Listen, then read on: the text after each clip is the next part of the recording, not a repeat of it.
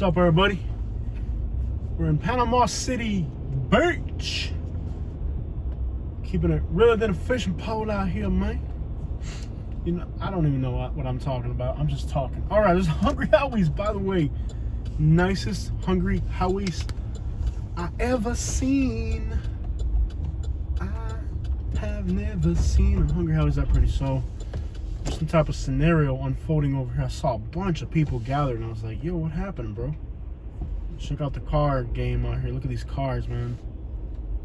Nice, really nice Mustangs. Nice cars out here. Not sure what happened in this complex here. Maybe it's a parking garage, or maybe it's a parking garage. Maybe it's a hotel. I don't know what it is, but there's definitely a scenario unfolding over here. See if we can find out what happened. Not sure. Maybe somebody took the O to the D. Maybe somebody got the blinky put in them. Who knows?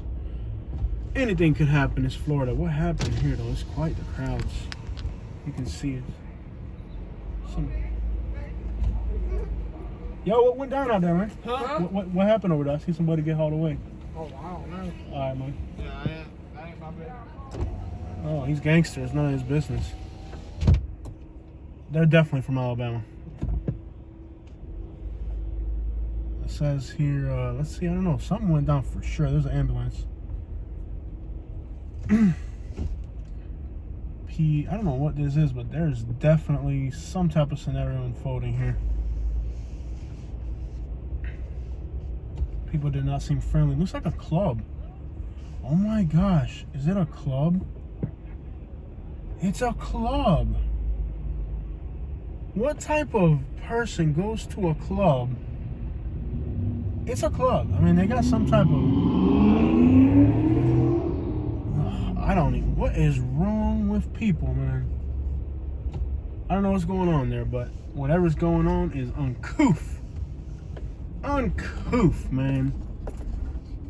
I would not gather in a crowd that big right now. Hey, but to each their own.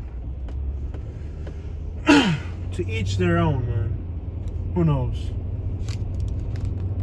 Who knows? I'm just doing my job as a reporter. I'm not really nosy. I could care less. I mean, I pretty much know what it is already, but you can just tell. But either way, what's interesting about this place is I'm a reporter. I'm just doing what I'm supposed to be doing out here, y'all. By the way, overtime. I've worked all day today, and here I am still riding around at night. There's a lot of smells in the air. That's the nicest Hungry Howie's I've ever seen. A lot of smells in the air. Too many smells in the air. By the way, I'm entitled to an opinion, just like everybody else. Purple haze. There's definitely a lot of purple haze around here. Purple haze. What's going on here? It's a beach town. It's a party town on a Saturday. What do you expect? It's expected, pretty much. You know what I mean? Pretty much. Pretty much. It's crazy, the stuff. You know, once you have a YouTube channel, you have to read all the comments that different people say. And it gives you a really good idea of how other people think. You get to learn a lot about other people and how they think with the YouTube thing. And I have one person on there, you know, who goes, and I'm just going off what's off the top of my head here, you guys. Believe it or not, big boat looking thing. That's a full-size boat, y'all. They got a full-size boat there on the side of the road. Mini golf. Yeah, buddy. Seems like a fun place, but it also seems like a place that has... That restaurant's called... I'm not gonna read it. If you saw it, you saw it. A lot of very... Oh, if Katie saw this, she would go crazy. I've got to bring her here tomorrow. Katie likes orca, so if she knew there's a full-size orca... I don't even know if... Now I gotta bring her here, and I'm not bringing... She's not here. Katie would be so mad if she knew that if I tell her. Now here's the thing. If I tell her I saw a big orca, she's gonna expect me to bring her here. She's at the hotel sleeping because we've had back-to-back, 14-hour days. We do work hard for this YouTube. So we've had back-to-back 14-hour days. So she's at the hotel sleeping.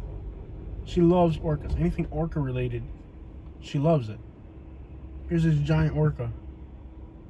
If I bring her here, I already went here. You know what I mean? Like, and tomorrow we got a packed day, so she missed it. She really missed this one. I don't know what to tell you. It's about 35-40 minute drive from here to the hotel in the wrong direction. But maybe in the future I could bring her here. Here's a big bull.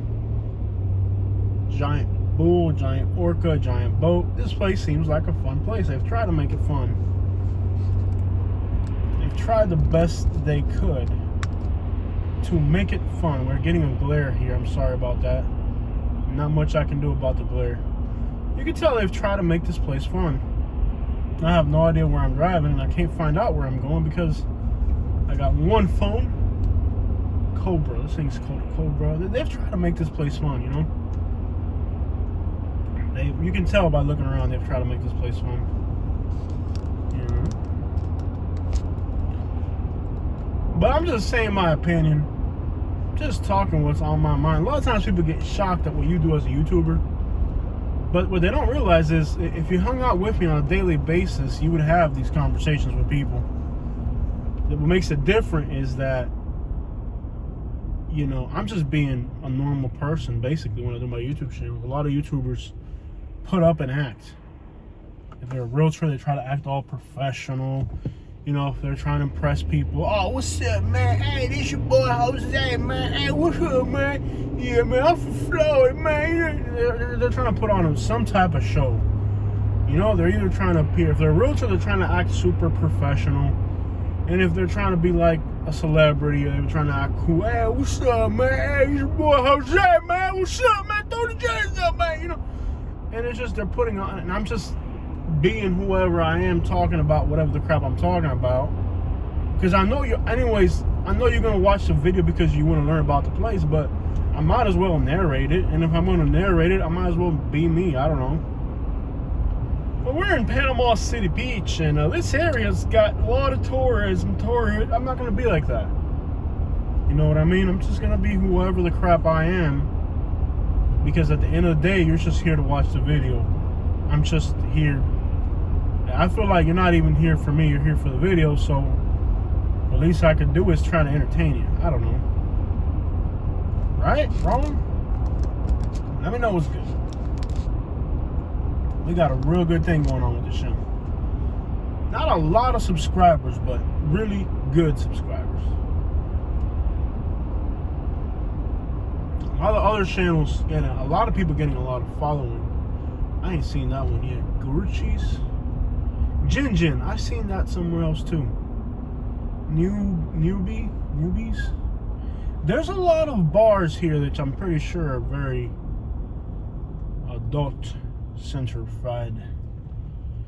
I'm gonna back up a little bit so y'all can see this truck coming up. I don't know if he's gonna pull up far enough. He might. He didn't. Never mind. A lot of trucks out here. I guess I'm going into Panama City. And then I gotta drive all the way back to the hotel. You know, but I gotta work. Gotta work for you guys. So now we're leaving Panama City Beach, going into Panama City. But anyways, as I go through these comments, I learn a lot about people and how they think when I go through these comments. I had somebody go on here recently, and I think it was a woman, and she said something like, oh, you know, this guy you're interviewing, he's wearing all these dirty clothes, man. Americans don't take care of themselves. But what's interesting is that person is really well off. They don't care about dressing up. Well, this person, you know, I can understand the demographic she's coming from, the background she's coming from, and basically, you know, a lot of people, like Miami, South Florida, dress incredibly, you know, new clothes. It's all about the clothes. It's all about looking good, driving a nice car. But then, no tienen donde caerse muerto. You got nothing. Muerto de hambre. Presumiendo que eres un bárbaro. You might see somebody who, no importa la ropa que tiene puesta, pero tiene 1 millón de billetes en la cuenta de banco. Because instead of wasting his money presumiendo, trying to look good for the Instagram, tipo está guardando sus billetes para dejarle a su familia algo bueno, para cambiar generaciones tras generaciones de la pobreza to a guy that really doing something for his people. Mucha gente presume to look good, to have this.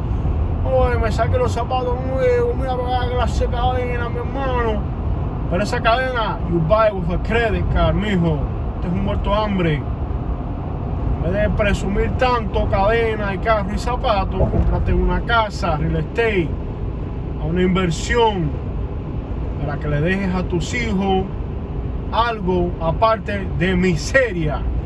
That's all really you're leaving behind for your family es miseria.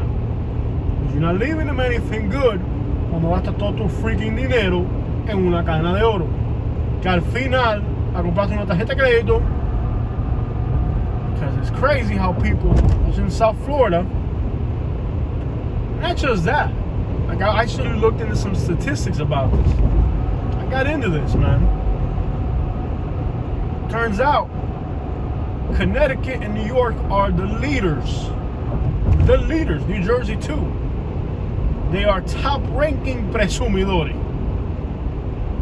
Presumptuousness. Presumably tienen billete, but realistically tienen una deuda that they don't know how they're gonna pay. Presumably tienen billete. Apparently they living good. Pero when the tow truck comes around, they have to hide the car. When the landlord comes around, they can't open the door. Porque están late, overdue, past payment, and eviction. Buy here, pay here. ¿Tú me entiendes? And I actually did some statistical research about this novel. Let me find the right word for this. I am trying to increase my vocabulary. There's a word for this. Oh, it's the popo, dog. Oh man, it's the popo. There's a word for this. Abnormality may be a word. It may not be the one I'm looking for, but it works.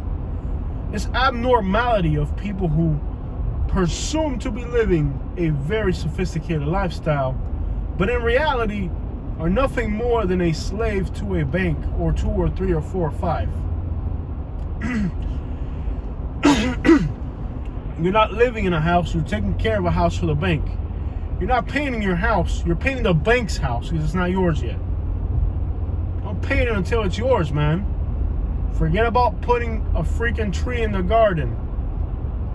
Before you put a tree in the garden, okay, where's the hood? That's what I'm looking for when I come to say this big. Instead of putting a tree in the garden, okay, put a payment on your mortgage. Instead of putting rims on your car, put money in the savings account so one day you're not paying rent anymore. It's just an incredible thing that we have where I don't know what this road leads to, but I like it. I'm gonna turn right here. I like the way it's going. I don't know where it's going, but I like it. I like this turn. I'm gonna take it. That's how we do it in this channel. We don't even plan this stuff out anymore. We just do it. I didn't think I'd have the energy to make it this far today, really, but I'm a hustler, man. I go hard. Okay, we're gonna be in Parker in 8 miles. We're not gonna go that far. I think we're somewhere in Panama City. But look at this. My point being, guys, that a lot of times I went in there, I did the research to see which states, what area, who is living outside their means, and it turns out that Connecticut, New York, and New Jersey, statistically, son presumidores.